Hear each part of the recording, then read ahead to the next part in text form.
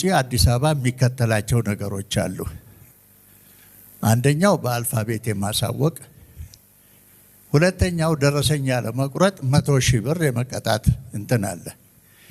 ባይዞዬ የተጨማሪ እሴት ታክስ አዋጅ 1341 የተጨማሪ እሴት ታክስ የመሰብሰብ ስልጣን የገቢዎች ሚኒስቴርና ጉምሩክ ኮሚሽን ነው።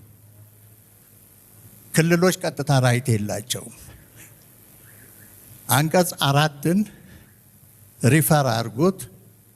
በውክልና የክልልና የከተማ አስተዳደር ገቢዎች ሊሰበስቡ ይችላሉ ነው የሚለው። ስለዚህ አሁን አሰራሩ ላይ ስሩ ውክልና የሚመጡ አሰራሮች ናቸው መተግበር ያለባቸው። ግን ኮምፕሊትሊ ፌደራል ከሚከተለው አሰራር ውጪ ነው እየተተገበረ ያለው። ቅጣትን ብንወስድ አሁን ደረሰኛ ለመቁረጥ በታክስ አድሚኒስትሬሽን 983 አንቀጽ 108 መሰረት 50,000 ነው። ይሄ አንቀጽ አሁንም አልተሻረም። በአዲሱ አዋጅ 1341 አንቀጽ 66 ሰ ላይ የተቀመጠ አንቀጽ አለ 100,000 ብር የሚያስቀጣ።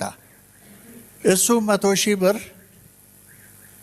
በገዢው ተይዞ ስለሚቆረጥ ደረሰኝ ነው እንጂ ዋናውን የቫት ደረሰኝን አይደለም።